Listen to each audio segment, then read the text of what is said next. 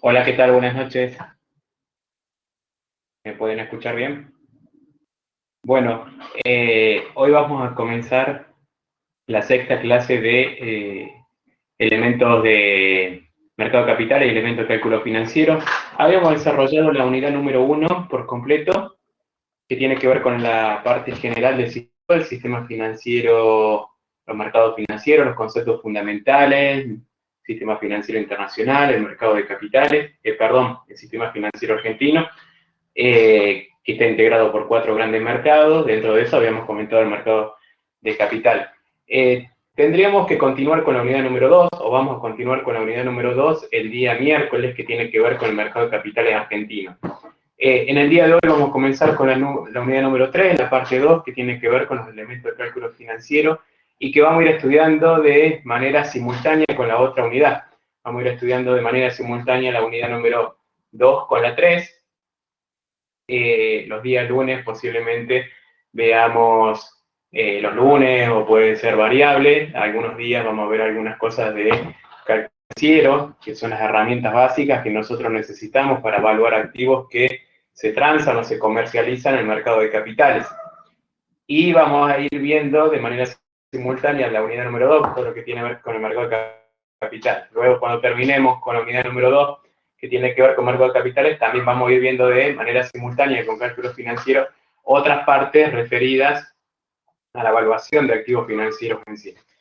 Bien, vamos a comenzar hoy con la unidad número 3, entonces, y el miércoles vamos a ir con la 2, vamos a ir haciendo eso de manera simultánea, ¿sí?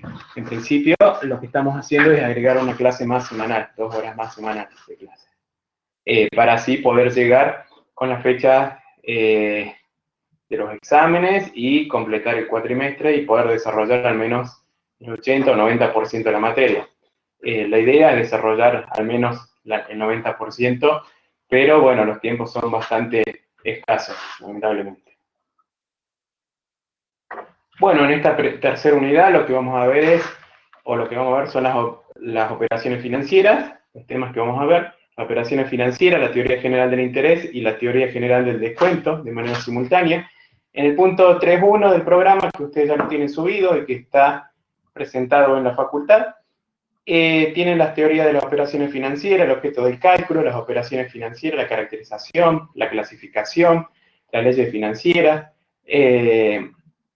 las distintas magnitudes que resultan de esas leyes financieras y algunos otros conceptos adicionales. Para después pasar al punto 3.2, que tiene que ver con la teoría general del interés. Bueno, ¿por qué estudiar cálculo financiero?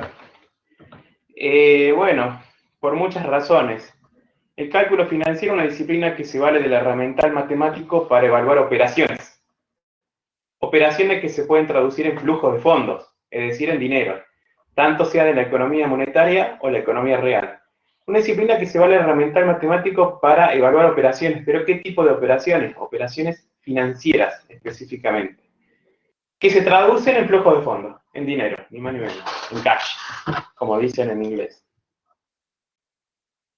Bueno, estas operaciones financieras las podemos definir de diferentes maneras, siguiendo a Murino y Trocero, que es una de las bibliografías que ustedes tienen recomendadas en el programa, que es toda acción que produce por desplazamiento en el tiempo una variación cuantitativa, no cualitativa, cuantitativa del capital, es decir, un capital desplazándose a través del tiempo o impulsado por otra variable, que es muy importante desde el punto de vista económico, que es la tasa de interés, genera una transformación cuantitativa de ese capital en un tiempo equidistante. La operación financiera se puede mostrar como el cambio no simultáneo de bienes económicos, lo que lleva implícito la equivalencia entre el valor de los mismos respecto a un punto de referencia. Un peso que lo deposito hoy o que lo invierto hoy a una tasa del 10% anual, en un año se transforma en un peso con 10. Hay una variación cuantitativa de ese capital a través del tiempo, motorizado por otra variable que es la tasa de interés. Ese es un ejemplo.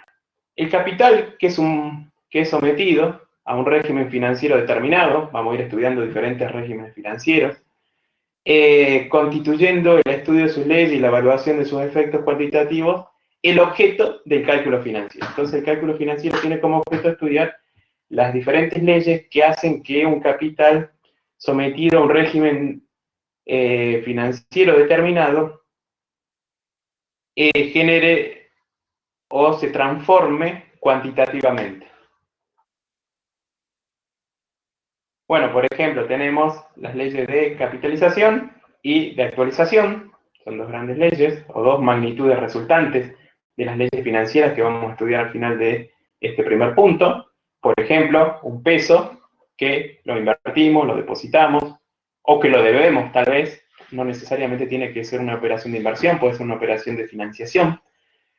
A un año, a una tasa de interés determinada, por ejemplo al 10%, se transforma en 1,10.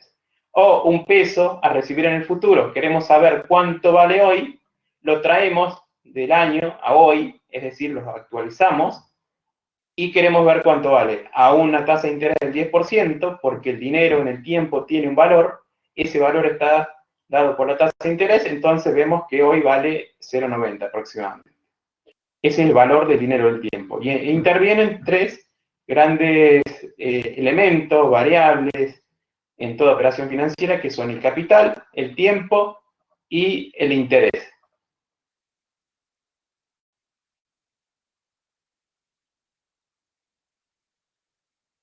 Bueno, la capitalización, lo que yo les decía, que es una de las magnitudes resultantes que vamos a analizar luego.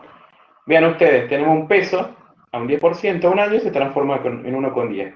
Pero si queremos ver cuánto vale ese peso a recibir en el futuro, lo actualizamos en una ley de actualización y vemos que vale un peso 0,90 aproximadamente. Bueno, aquí se corrieron los valores y la flechita. Donde C sub 0 es el valor inicial, o el capital, o el valor actual, o el valor presente. Ustedes lo van a ver con diferentes nombres desde el punto de vista financiero, en la calculadora financiera, en los libros de finanzas, sobre todo. Lo van a ver con diferentes nombres, como valor actual o valor presente, o present value en inglés, lo van a ver en la calculadora financiera, los que tengan, no es necesario tenerla. Es el valor actual, el valor actual de ese peso a recibir en el futuro. Vean ustedes, entonces tenemos una variación cuantitativa. Ese capital de un peso se transforma por acción de una tasa de interés a través del tiempo en un valor final.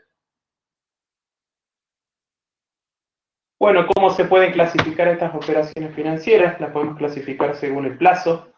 Siempre que vayamos a clasificar algo, yo les dije que tiene que ser según un criterio, de eso no se olviden. Según el plazo, de corto o de largo plazo, podríamos decir corto plazo hasta un año, superior a ese plazo puede ser mediano, largo, depende de lo que se considere. Según el término pueden ser ciertas o contingentes. Las ciertas están sujetas al transcurso del tiempo, las contingentes no necesariamente están sujetas a un hecho dependiente del azar. Un ejemplo de la cierta sería: tomo un préstamo en un banco a devolver en 12 cuotas mensuales. Yo ya sé que dentro de 12 meses finaliza ese préstamo. Pago las 12 cuotas y finaliza el préstamo. En cambio, las contingentes no suelen estar sujetas a hechos dependientes del azar. Por ejemplo, un seguro de vida que tiene que ver, o se paga el resarcimiento, la aseguradora paga el resarcimiento cuando se produce el fallecimiento del deudor, por ejemplo, o de la persona que contrata el seguro de vida, o contrata un seguro de vida contra destrucción o incendio o algo de algún bien, puede ser un rodado, un inmueble, y cuándo resarce la empresa aseguradora cuando se produce esa contingencia. Entonces está sujeta a determinados hechos. A diferencia de las ciertas que están sujetas al transcurso del tiempo. Dentro de un año se cancela el préstamo, dentro de 5 años se vence el bono y se amortiza y se rescata. Según su modalidad, pueden ser simples o complejas, las simples se resuelven o finalizan por medio de una sola entrega, uno por uno. En cambio, las complejas se resuelven con la sucesión de entregas parciales, varios por uno o varios por varios. Por ejemplo, les presto yo dinero a devolverme dentro de un mes con determinada tasa de interés. Les presto 1.000 pesos y ustedes me tienen que devolver dentro de un mes 1.100 pesos. Entonces, se está resolviendo, finalizando la operación en un solo acto, uno por uno. Les presto y ustedes me devuelven. En cambio, las complejas se resuelven con la sucesión de entregas parciales. Por ejemplo, les presto 1.000 pesos a devolver en 12 cuotas mensuales de 100 pesos. Hay 12 cuotas de devolución de capital más intereses mensuales sucesivas. Entonces, ahí se está resolviendo en uno por varios, o pueden ser varios por varios, le doy diferentes préstamos o un solo préstamo con varios desembolsos y ustedes me lo devuelven en cuotas y tenemos varios por varios. Entonces se van resolviendo con el transcurso del tiempo con entregas parciales. No es que yo les presto y ustedes me devuelven o invierto y retiro la inversión, sino que hay una sucesión de cuotas o términos que así se denominan rentas, términos específicamente, para la finalización de esa operación financiera. Bueno, las leyes financieras en sí, tenemos leyes prolongadas, aquí siguiendo a Murió Nitro Cero, en la clasificación, leyes prolongadas, leyes conjugadas, leyes prolongo conjugadas y escindible para dar como resultante las dos magnitudes que ya veníamos comentando. La ley financiera prolongada, como lo define Murió Nitro Cero, cuando tenemos una capitalización que hace que esa función del capital sea creciente y se transforme en un monto final, o si hablamos de actualización, hay una función decreciente desde ese valor a recibir en el futuro hasta hoy. Y en ese caso estamos hablando de una ley de actualización. Entonces la ley de capitalización es prolongada de la actualización y viceversa. Yo puedo depositar un peso y a un 10% y en un año se transforma en 1,10, o un peso a recibir en el futuro lo puedo traer a hoy y ver cuánto vale a una determinada tasa de interés, porque el tiempo tiene un valor en definitiva. Las leyes conjugadas son aquellos cuyos factores, como no tienen aquí en la presentación, la función de n sub 0 y n, sería la capitalización y la actualización. Y las leyes prolongadas y conjugadas son en definitiva una resultante de las dos anteriores, porque las leyes de capitalización y actualización son prolongadas y conjugadas al mismo tiempo, o una ley de capitalización resulta simultáneamente prolongada y conjugada de una ley de actualización y viceversa. Y las escindibles, aquellas cuyos factores responden a esta expresión que ustedes tienen aquí de f de x por f de y igual a f de x más y, que en este caso, si el monto, por ejemplo, de una inversión no varía al separarla en varias inversiones sucesivas, reinvirtiéndolas cada vez se dice que son escindibles, yo las puedo escindir. Por ejemplo, invierto a plazo fijo de manera simultánea 1.000 pesos durante 3 meses y después el valor resultante al cabo del tercer mes es el mismo que si hubiese invertido los 3.000 pesos. Si es que sucede.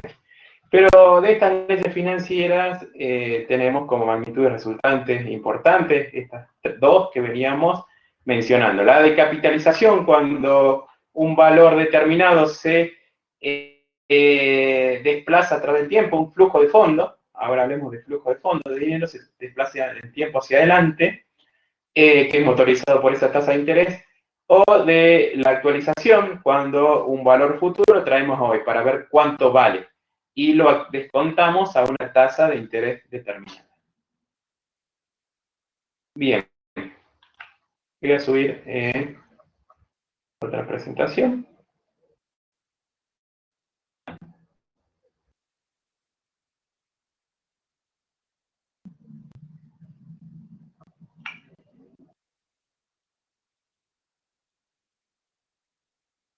Esperemos que me deje cargar, a veces está medio lenta la carga. Mientras carga la presentación, mientras cargan, aquí voy viendo el porcentaje de carga, les quería, ahora que son 10 participantes, comentar y preguntar, y ya lo vamos a formalizar.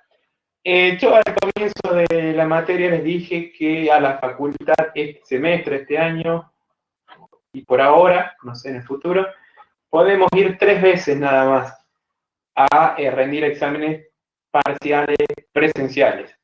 Podemos ir 3 veces, ya sea para un examen con su recuperatorio y su flotante, que era la idea inicial de esta materia, evaluar de manera integral todos los temas al finalizar el semestre, a finales de noviembre, de la unidad 1 a la unidad 7, 8, las unidades que tiene el programa, todo lo que desarrollemos en clases. Siempre en los parciales se evalúa lo que se desarrolla en clase. En final sí, es todo el programa, pero los parciales lo que se desarrolla en clase.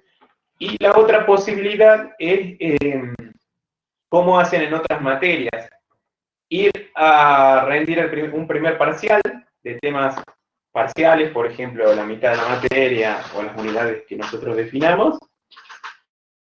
Después ir a rendir el segundo y después ir a una tercera vez a la facultad a rendir un recuperatorio del primer parcial o del segundo o un integral.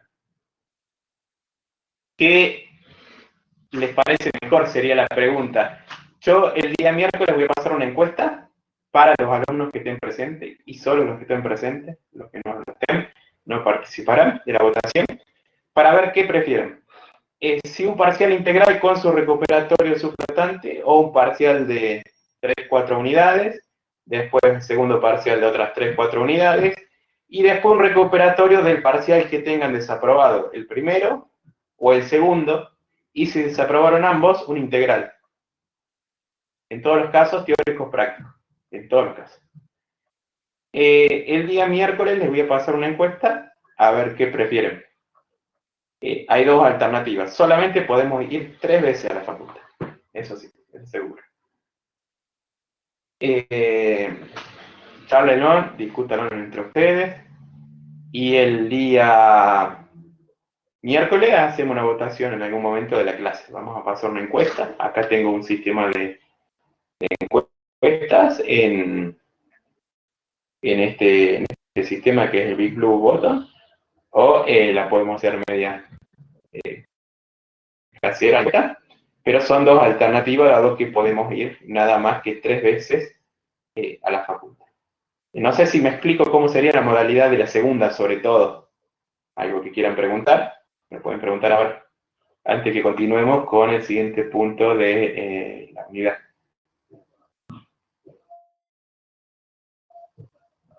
Pero háganlo a través del micrófono, preferentemente. Bueno, siguiendo con la unidad número 3, entonces les comentaba que teníamos lo que eran las teorías o teníamos lo que eran las operaciones financieras, que ya las definimos, sus clasificaciones y sus leyes, para continuar con lo que es la teoría general del interés y del descuento. Esta segunda parte del programa, de la unidad, mejor dicho, la vamos a ver en dos partes. Por un lado, teoría general del interés, y por otro lado, teoría general del descuento, y vamos a ver estos temas, el proceso financiero, la capitalización continua, la capitalización discreta, con la periódica, subperiódica, las tasas de interés, y algunas otras cuestiones que tienen que ver con la normativa del Banco Central, las diferentes tasas internacionales que tenemos, para después pasar a lo que es descuento en sí.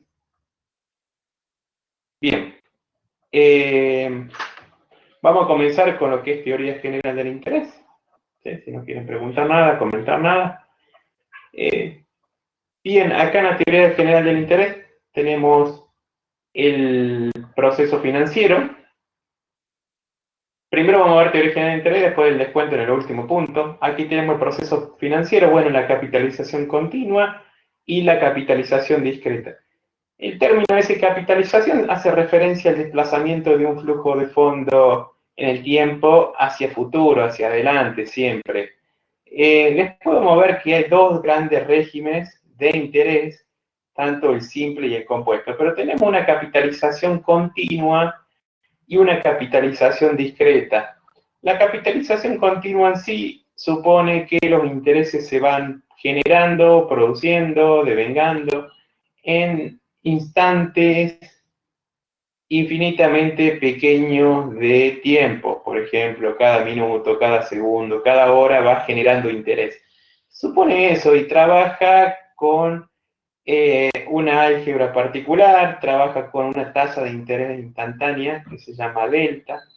A diferencia de la capitalización discreta, que supone que los intereses se van generando en intervalos de tiempo superiores al día, por semana, por quincenas, por meses, por bimestre, por semestre, por trimestre o por años. De ahí es que tenemos una capitalización discreta entera cuando los intereses se generan o devengan en periodos anuales, y una fraccionaria cuando se generan en periodos menores al año, pero siempre superior al día. Y eso es lo que la diferencia de la capitalización continua, que supone que los intereses se van generando en instantes ínfimamente pequeños de tiempo. Dentro de lo que es la capitalización de los intereses, tenemos un régimen de interés simple y un régimen de interés compuesto, donde el régimen de interés simple supone que los intereses se calculan, se devengan, se generan siempre sobre el capital inicial. Yo les presto 1.000 pesos al 10%, devolver en 12 cuotas, y los intereses de cada uno de los meses los vamos a ir calculando sobre los 1.000 pesos que yo les presté, sobre los 1.000 pesos originales, sobre el capital original. Siempre se van a ir devengando de esa forma. En cambio, el interés compuesto supone que los intereses se van generando, produciendo, devengando, calculando, diría yo, sobre el capital más los intereses generados en el periodo inmediato anterior. Yo les presto 1.000 pesos a devolver en 12 cuotas mensuales al 10%. Entonces, el primer mes yo calculo el 10% sobre los 1.000. Y el segundo mes, lo que yo hago es calcular los intereses al 10%, pero no sobre los 1.000 originales que yo les presté sobre el capital inicial, sino sobre el capital más los intereses. Yo el primer mes calculo los intereses y tengo, no sé, 10 pesos de interés. Entonces tengo un monto a devolver en ese primer mes de 1.010 pesos. En el segundo mes, los intereses no lo voy a calcular sobre los 1.000, sino sobre los 1.010. En el tercer, supongamos que en ese segundo mes se generan otros 10 pesos de interés, entonces tengo un monto total a devolver de capital más intereses de 1.020. Entonces en el tercer mes los intereses se van a calcular sobre 1.020 pesos. Entonces eso es la capitalización compuesta. Los intereses se van cargando el capital inicial en un proceso acumulativo para generar nuevos intereses. A diferencia del régimen simple, que siempre calculamos los intereses sobre el capital. Y entonces, ese régimen simple y ese régimen compuesto se puede aplicar tanto en capitalización continua como discreta. La continua, cuando los intereses se generan en periodos, instantes muy pequeños de tiempo, y la discreta por periodos mayores al día, siempre, en la práctica. La capitalización continua en cada periodo infinitamente pequeño de tiempo, el capital produce un interés que acumulado al capital ocasiona el aumento de este, y la nueva suma así obtenida es la que produce interés en el periodo siguiente, infinitamente pequeño como el anterior. Bueno, aquí un poco que hace referencia este concepto a capitalización continua, pero compuesta, que los intereses se van cargando el capital para generar nuevo interés. Pero más allá de eso, que también puede utilizarse en un régimen simple de capitalización continua, pero de hecho no se hace, no vamos a ver ningún ejercicio, por lo menos, de capitalización continua, régimen simple, sí en la discreta, los intereses se van generando en periodos infinitamente pequeños de tiempo. Si la variable independiente t representa el tiempo, entonces el capital y es una función del tiempo. Como les dije, el capital se desplaza a través del tiempo motorizado por una tasa de interés. Para producir una variación cuantitativa. Los intereses obtenidos en un periodo h, ¿sí? Supongamos que t hasta aquí, este es el periodo h, nos da t más h, representan el incremento del capital, que es una función del tiempo, en t a un valor de f de t más h, en el tiempo t más h. El capital inicial, una función del tiempo, en el periodo h, se transforma en t más h, en f de t más h. Donde h, en definitiva, es el incremento s del tiempo. La diferencia de valores es el interés absoluto generado por I, el capital, en el tiempo h. Un peso se transforma en 1,10 en ese tiempo h que es infinitamente pequeño, en definitiva.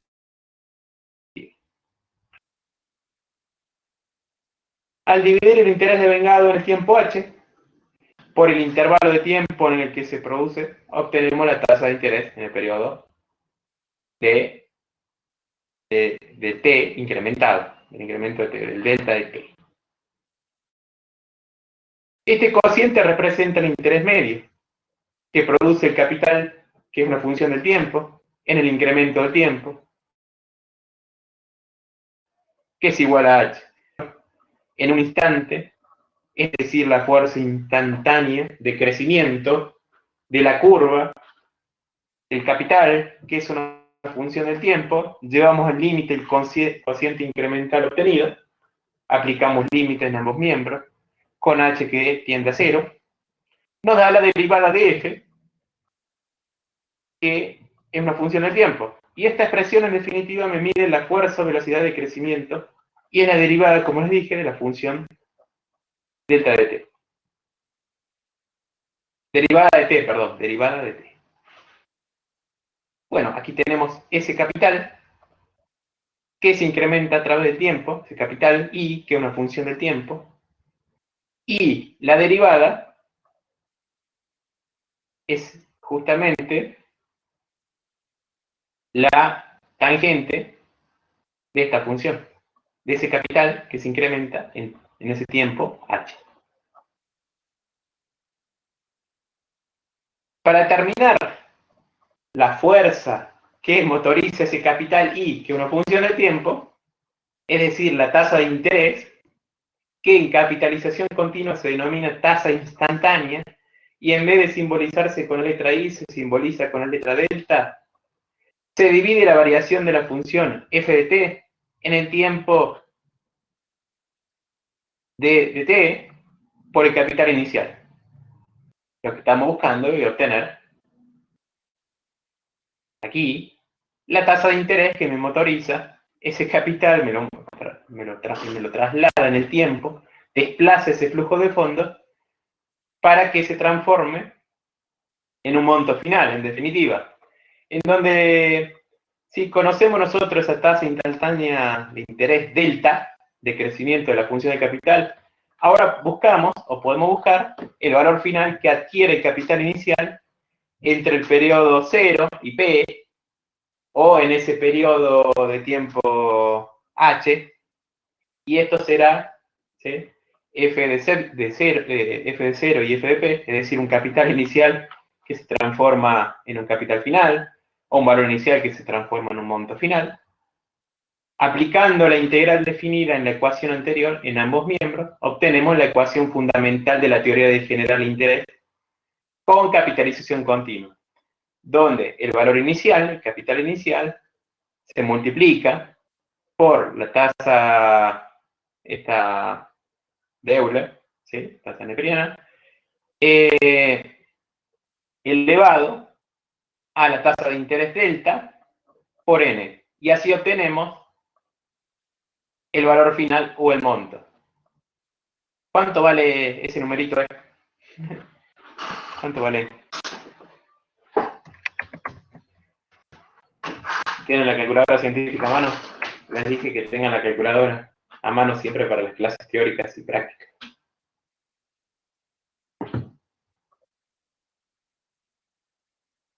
¿Cuánto vale ese numerito?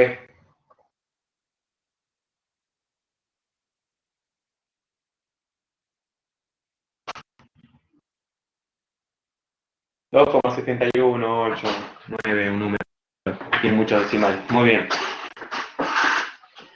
Entonces así tenemos el factor de capitalización e interés continuo, que tiene ese supuesto, interés continuo, que los intereses se van devengando, capitalizando en periodos pequeños de tiempo. En consecuencia, para calcular el valor final o monto, multiplicamos el capital inicial por la tasa E, que bien expresó Mariela, elevado a la N, que es el tiempo que dura ese intervalo H o T, por la tasa instantánea de interés delta. Si quisiésemos calcular el capital inicial, hacer una operación inversa, queda multiplicado E por elevado a la menos N por la tasa de interés, y en donde el interés absoluto lo podemos llegar a obtener por diferencia de valor final con capital inicial. 1 peso con 10 menos 1 peso, tengo 10 centavos de interés generado en ese tiempo, ¿okay? En teoría, pequeña. Por ejemplo, hallar el monto o el valor final que puede obtenerse con 16.000 pesos colocado a 3 años a una tasa de interés instantánea del 47% utilizando capitalización continua. Tenemos 16.000 pesos que los colocamos o invertimos a 3 años a un 47% anual. Entonces el valor final es igual al capital inicial por E, 271, elevado a la delta por N. A ver, ¿pueden calcular cuánto les da? Si les da bien, ¿pueden calcular esta operación? Capital final, C sub N, lo voy poniendo en el chat, igual a C sub 0, por el número E, elevado a la tasa instantánea delta, aquí pongo como D, por N, donde es el tiempo. Si reemplazamos, lo estoy poniendo en el chat, calculamos el monto obtenido en 3 años, que sería 16.000 pesos, con el puntito, por E, ustedes apliquen con la calculadora científica directamente, elevado a la 0,47, la tasa de interés se trabaja en tanto por 1, por una cuestión matemática, por 3. Y eso les da un monto final de ¿cuánto les da? A ver, ahí lo puse en el chat.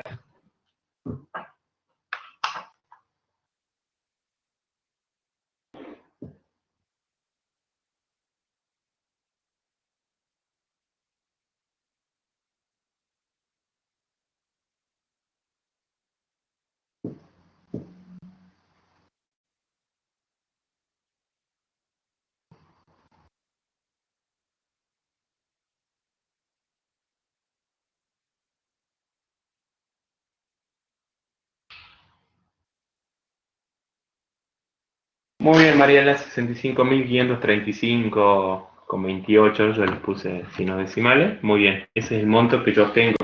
A 3 años, aplican a 3 años en capitalización continua con una tasa de interés anual del 47%, una tasa de interés anual de... Bueno, ya vamos a ver ejercicios de aplicación práctica, que es un ejemplo.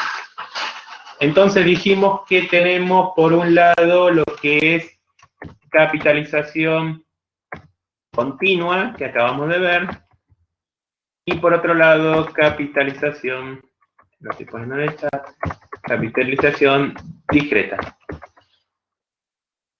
¿Cuál es la diferencia entre la capitalización capitalización continua y la capitalización discreta. La continua supone que los intereses se generan en intervalos pequeños de tiempo, la continua es la continua, a una tasa de interés delta, y la discreta supone que los intereses se generan en periodos mayores al día, por semana, meses, años. De hecho, tenemos una capitalización discreta, y aquí lo estamos poniendo como dijimos recién, una capitalización discreta entera, por un lado, y una fraccionaria. La entera supone que los intereses se generan en periodos anuales, por años, y la fraccionaria por periodos menores al año, por meses, por semestre, bimestre, días, trimestre, lo que ustedes quieran. Y ambas, tanto la continua como la discreta entera y fraccionaria, pueden aplicarse en un régimen de interés simple y un régimen de interés compuesto, como lo estoy poniendo en el chat. El régimen de interés simple, los intereses siempre se calculan sobre el capital, y en el régimen de interés compuesto, los intereses se calculan sobre el capital más los intereses del periodo anterior, para generar nuevos intereses. Lo que vimos recién en la capitalización continua, y la vimos como régimen de interés compuesto, no hemos visto simple, por eso estaba como un exponente. Pero vamos aquí a la discreta, en sí, que es la que más se utiliza en los mercados financieros en general, salvo alguna excepción, se utiliza la capitalización continua. El capital es una función del tiempo, simbólicamente f de t, como dijimos antes, es una función del tiempo. El interés también es una función del tiempo, pues cada variación temporal está correspondida por una variación en los intereses, en donde aquí tengo en un momento cero A, que es un capital inicial o un valor inicial, que desplazados hasta el momento 1, impulsados por una tasa de interés, se transforma en B. Ese B es el valor final. Un peso se transforma en 1,10. Si yo hago 1,10, B menos A, menos 1, 1,10 menos 1, tengo un interés absoluto de 10 centavos. Si quiero calcular la tasa de interés, lo que puedo hacer es dividir el valor final B, 1,10, sobre 1 menos la unidad, menos 1. Es decir, si yo quiero calcular los intereses en términos absolutos, en pesos, lo que hago es valor final, que en este ejemplo es 1,10 menos valor inicial. Por ejemplo, 1,10 menos 1, y eso me da que obtuve 10 centavos de interés. Si yo quiero calcular la tasa de interés en términos relativos, lo que hago es el valor final, en definitiva, sobre el valor inicial, todo eso menos 1. En nuestro ejemplo sería, y todo eso por 100, sería 1,10 sobre 1 menos 1. ¿Y cuánto me da eso? 1,10 sobre 1. ¿Cuánto me da? Menos 1. Y todo eso sí o sí tengo que expresarlo en porcentaje. Todo eso por 100. A eso me refería. ¿Y eso qué tasa de interés me da? Ya expresando en tanto por ciento. ¿Cuánto me da? ¿Están? Es para ver si están. ¿Cuánto me da, Mariela?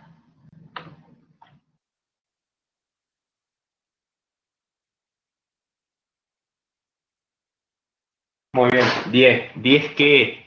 ¿10 qué sería, Mariela? 10 y no. Es 10%. El resultado lo tenemos que expresar con su unidad de medida. Muy bien. No, no te puede dar 1000, Eliana, nunca. 1,10 sobre 1 menos 1%. Si utilizas bien los paréntesis en la calculadora. Cuidado que la calculadora te puede tomar una separación de términos ahí, y el menos 1, bueno, no tendrías problema, no hubieses tenido problema, pero cuidado cómo te puede llegar a tomar la separación de términos en la calculadora. Por lo general, entonces, la unidad de tiempo es un tiempo entero, porque estamos en capitalización discreta, el tiempo es entero, un día, un mes, un año, y conociendo que 1 más i es el valor final, al detraer el valor inicial obtenemos el crecimiento absoluto de la unidad monetaria en la unidad de tiempo. Entonces, i es igual a 1 más i menos 1. O dicho de otra forma, el valor final es el valor inicial por 1 más i. En definitiva. Bien, bien. Está bien. 10%. No se olviden de la unidad de medida al final. Entonces, un peso se transforma en 1,10.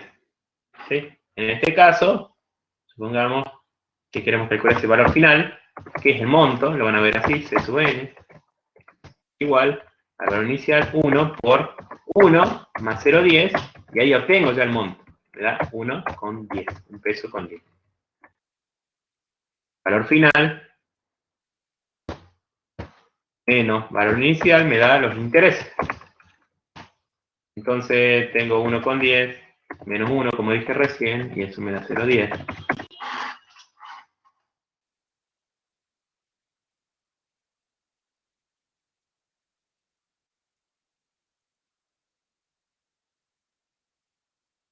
Recordar, tanto la capitalización continua como la discreta pueden responder a un régimen de interés simple como compuesto. ¿Y cuáles son las diferencias en régimen de interés simple e interés compuesto? Ya se las anticipé. Régimen de interés simple supone que los intereses siempre se calculan sobre el capital original. En cambio, en el compuesto, que es lo que se utiliza en la práctica de los mercados financieros, bancos, mercados de capitales, y en todo el mundo en general, en todo el mundo, les diría, es capitalización compuesta, donde los intereses se cargan al capital para devengar nuevos intereses. Y el régimen de interés simple se utiliza excepcionalmente en algunas operaciones financieras, en ámbitos judiciales, en ámbitos administrativos, estatales administrativos, judicial. Por ejemplo, en un juicio puede ser que se aplique régimen de interés simple, en algún cálculo de intereses en alguna sede administrativa como AFIP o renta, en algún caso. Generalmente estos organismos también aplican interés compuesto, sobre todo la AFIP. No creo que la AFIP quiera perder dinero. Pero en algunos casos sí se aplica el régimen de interés simple. Los intereses se calculan sobre el capital inicial. Los intereses representan una suma fija. Si la tasa es fija, porque la tasa puede variar. Yo les digo 10% anual durante 2 o 3 años, pero también les puedo decir 10% el primer año, 12% el segundo y 15% el tercero. Pero los intereses siempre se van a calcular sobre el capital, aunque varíe la tasa de interés, aunque la tasa de interés varíe con el tiempo. Los intereses son proporcionales al capital inicial, tiempo, tasa de interés. Y los intereses se calculan como están expresados aquí, sobre el capital inicial. Los intereses en términos absolutos, el capital inicial por la tasa de interés por el tiempo. El tiempo es un producto de la tasa de interés. Sabiendo que un capital inicial colocado durante un periodo determinado de tiempo, a una tasa determinada ahí, va a producir un monto o valor final, que es C sub n, un monto que no conocemos.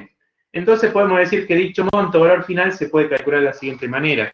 Entonces podemos poner valor final o monto, me gusta esa expresión, aunque también podría ser, aquí le pongo valor futuro, con mayúscula, y lo van a ver en esa forma también en el calculador financiero, el Excel. Es mi valor inicial, en definitiva, valor inicial o capital inicial, C sub 0, estoy poniendo cualquier cosa, C sub 0, por 1, le tengo que sumar la unidad, más la tasa de interés expresada en tanto por 1, por el tiempo, por n, donde n es un producto de la tasa.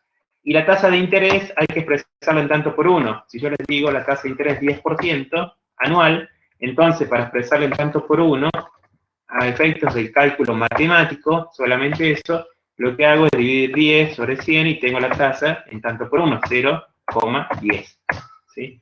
Entonces, si yo les digo que aplico 1.000 pesos, por ejemplo, 1.000 pesos, ese es mi capital inicial, lo estoy poniendo en el chat, 1.000 pesos a un año, ¿sí? A un año, viene un año, a una tasa de interés de 10%. Entonces yo para calcular mi monto final en un año voy a tener que es 1.000 por 1 más 0,10 por 1, donde el tiempo es producto de la tasa de interés. ¿Y cuánto me da eso como monto? Esa última expresión, ese último cálculo que hice, ¿cuánto me da?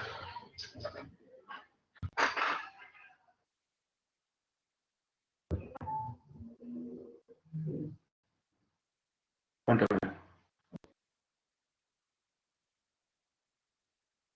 1.100, muy bien. 1.100 pesos. Muy bien, Eliana. 1.100 pesos. Bien, ahora les doy otro ejemplo. Colocamos 1.000 pesos, lo voy a escribir aquí, a 3 años, a una tasa de interés del 10% anual. ¿Podrían calcular el monto a recibir en 3 años? ¿Podrían calcularlo? ¿Cómo sería la expresión? A ver, Eliana, Mariela, están ahí haciendo los cálculos, están siguiendo los cálculos. Eso me alegra que así sea.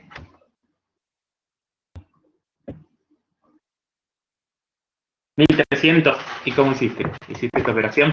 Esta operación te dio 1.300 por 1, le sumo la unidad, más la tasa de interés en tanto por 1, 0,10 por 3. Eso te da 1.300.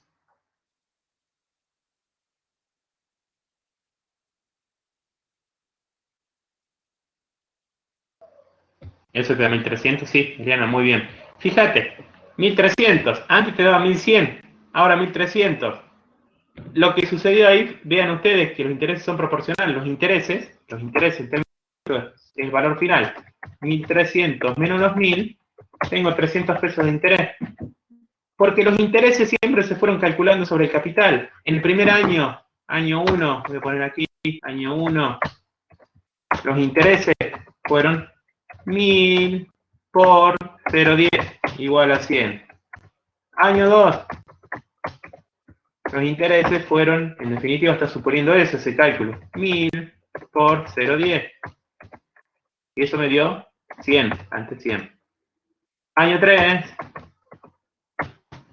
los intereses fueron 1.000 por 0,10. Y eso me dio otro 100. Eso está suponiendo ese cálculo que hizo Eliana. Entonces ellos son los intereses de 1 más 2 más 3, del año 1, a 1, a 2 y año 3, eso me da 100, más 100, más 100, 300.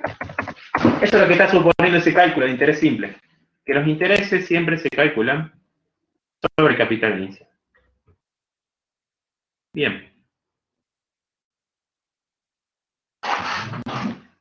Aquí tenemos el cuadro de marcha demostrativo, que se lo dejo para ustedes. Las fórmulas derivadas, que esas las vamos a ver en los ejercicios, en los prácticos, que vamos a ver la semana que viene, de esto. Pero aquí tenemos el crecimiento que es lineal. Y la capitalización compuesta. Vamos a la capitalización compuesta. Hoy por lo menos vamos a ver lo que es la parte de capitalización compuesta fraccionaria. Que los intereses se generan por periodos anuales. Perdón, entera. Que los intereses se generan por periodos anuales, a diferencia de la fraccionaria por periodos o subperiodos menores al año. Pero siempre periodos enteros. Puede ser un día, un mes, 2 meses, un semestre, un cuatrimestre, un trimestre. Entera, entonces, capitalización compuesta. Ya sabemos que en el régimen de compuesto existe capitalización de intereses, es decir, que los intereses se incorporan al capital para generar nuevos intereses, lo que la jerga dice el interés de intereses. Y tenemos la entera, que sería por periodo de un año, y la fraccionaria, periodos menores al año, en definitiva, periodos menores al año, pero mayores al día. No puedo calcular por minuto, por segundo, por instante infinitamente pequeño, porque eso es capitalización continua. Los intereses siempre se calculan sobre el monto acumulado al final del periodo anterior, de manera que existe la capitalización. Es un proceso escalonado, es un proceso encadenado, ordenado, acumulativo. Un proceso con memoria virtual. Los tiempos son equidistantes, es un proceso simbiótico. La tasa es constante y definida por periodos ya precisados.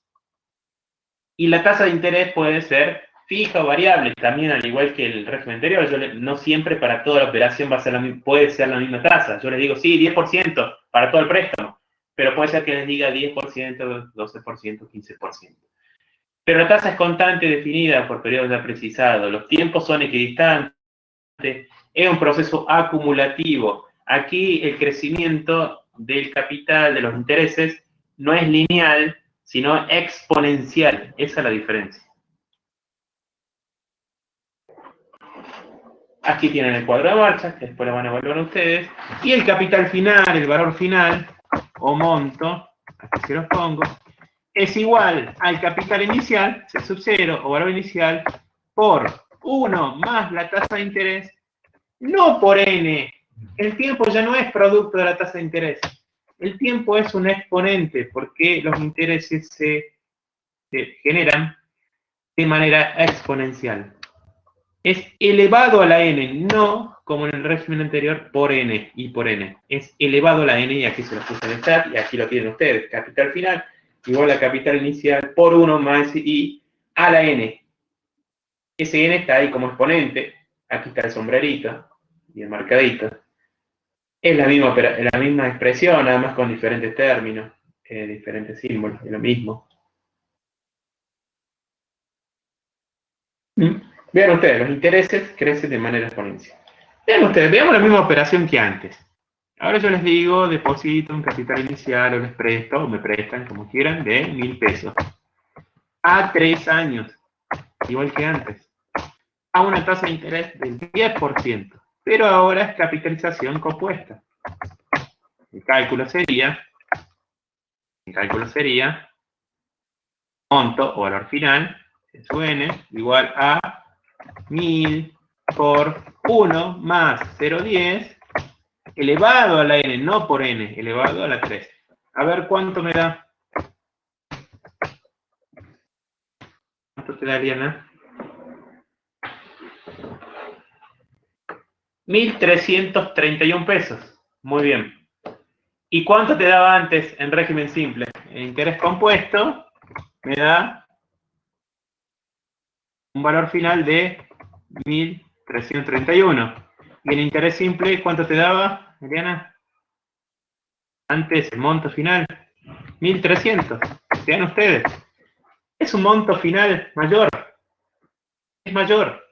Porque los intereses en régimen simple se calculan siempre sobre el capital inicial y aquí sobre el valor final. ¿Y qué está suponiendo este cálculo? Que el primer año, los intereses del año 1, digámoslo, el año 1. Los intereses del año 1 fueron 1.000 pesos originalmente por 0,10. ¿Cuánto me da eso? 1.000 por 0,10. Bien. Estamos igual, ¿verdad?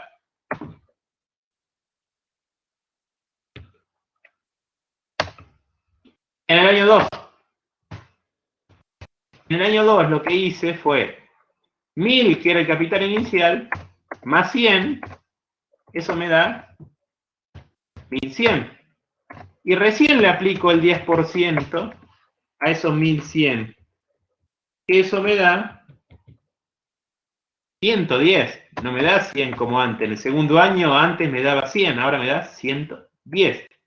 Y ahora en el tercer periodo, para calcular los intereses, hago 1.000, está suponiendo eso, más 100 de intereses del primer año, bien digo, más 110 del segundo.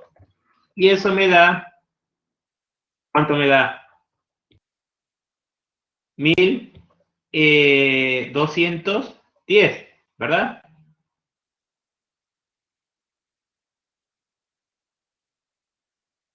Por el 10%, A ver cuánto me da, por 10%, me da 121 pesos. Y antes en el tercer año también me daba 100 pesos de interés, ahora me da 121. Entonces los intereses totales, ven ustedes, el año 1, a 1, más a 2, más a 3, del año 1 más año 2, año 3 son 100 más 110 más 121, ¿y eso cuánto me da? 331 pesos de interés. El interés simple tenía 300 pesos y en interés compuesto tengo 331 pesos. Y eso porque tienen diferentes formas de calcular los intereses. Uno sobre el capital inicial y lo otro, en el otro se van cargando los intereses sobre el capital para calcular, devengar o generar nuevos intereses.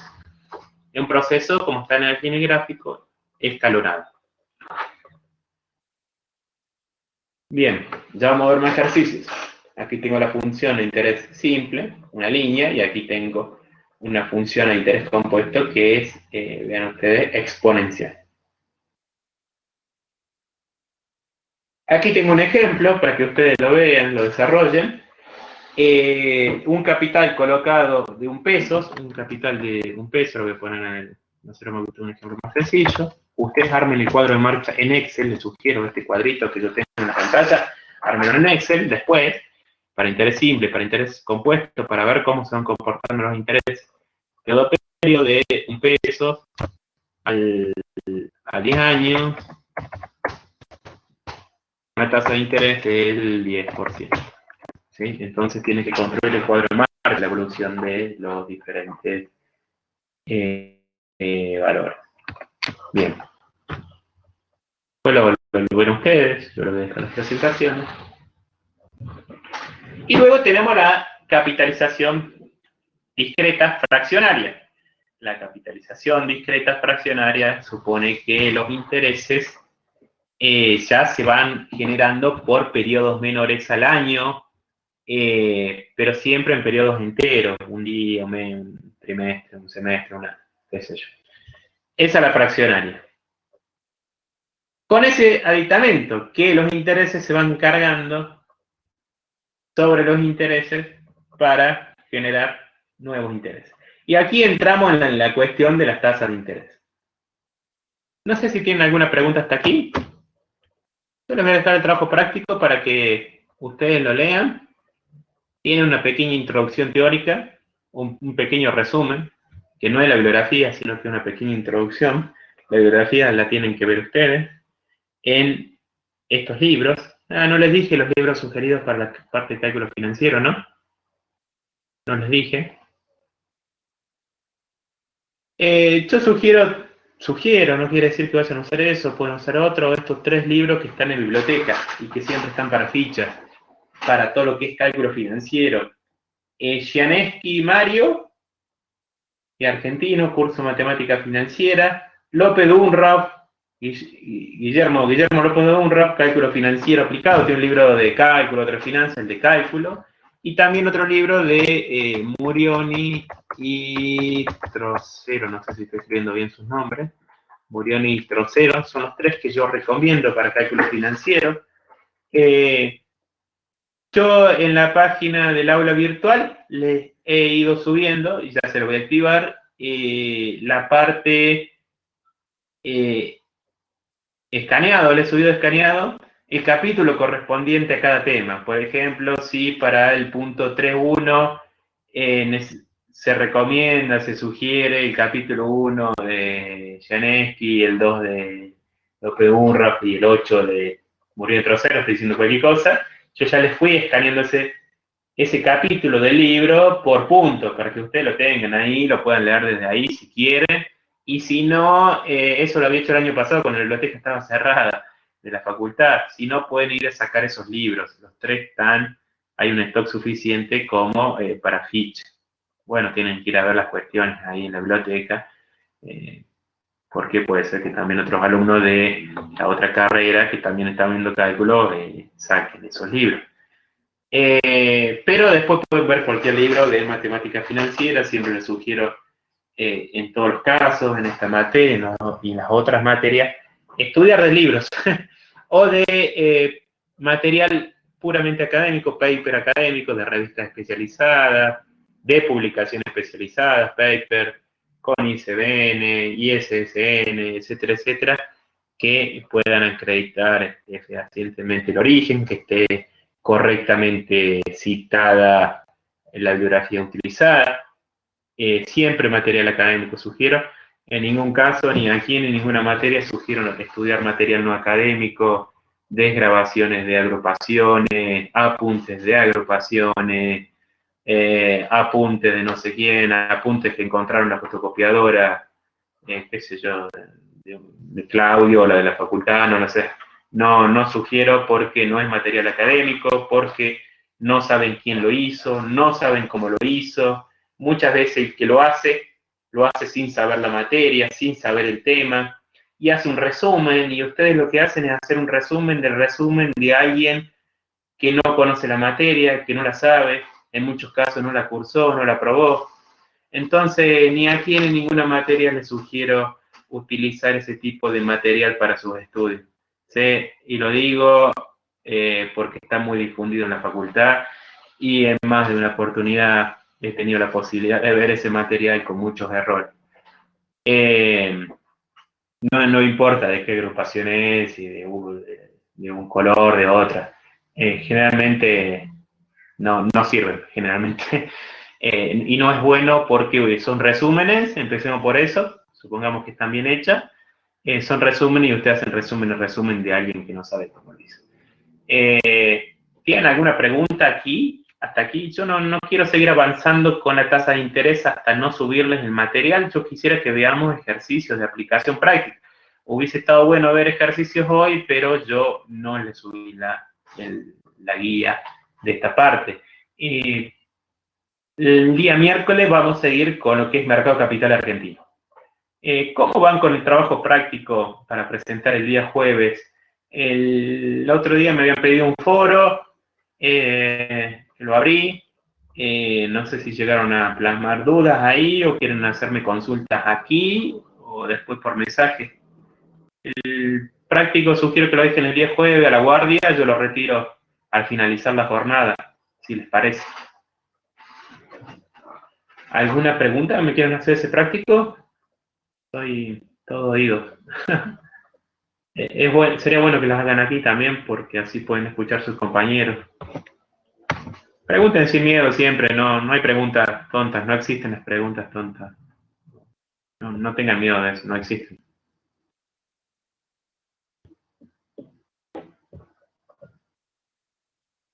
¿Están haciendo el práctico? Empecemos por eso. Bueno, esperemos que sí. ¿Cómo está, profe? Hola, Matías. Bien, acá me quedé en el punto 6. Es que está medio extenso el práctico. Respecto a las instituciones financieras multilaterales, usted pregunta ahí sobre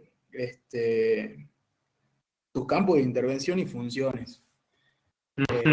De todos los textos que hay, yo estuve leyendo uno en específico que dice...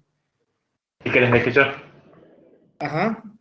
Que dice organismos financieros internacionales, bancos regionales de desarrollo e instituciones financieras. Pero respecto a los campos de intervención, ¿a qué se refiere con eso?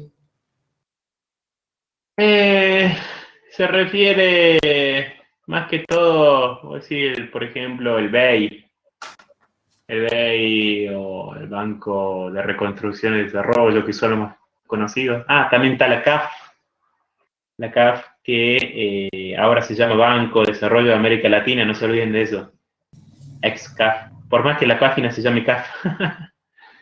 En lo formal, en lo legal se llama así. Inclusive yo he visto un contrato de préstamo que dice Banco de Desarrollo de América Latina. Se refiere a las funciones que tienen estas instituciones, ¿no? Básicamente. Por ahí estas instituciones, a ver, tienen, ¿qué campo de intervención tiene la CAF? ¿Y en qué ámbito? Por ejemplo, dar préstamos a organismos o empresas según sus líneas con tal objetivo, el de reducir la pobreza, promover el desarrollo económico. Bien, ¿En qué región? Básicamente en Latinoamérica, básicamente. Y no tiene otro campo de intervención como puede tener el FMI.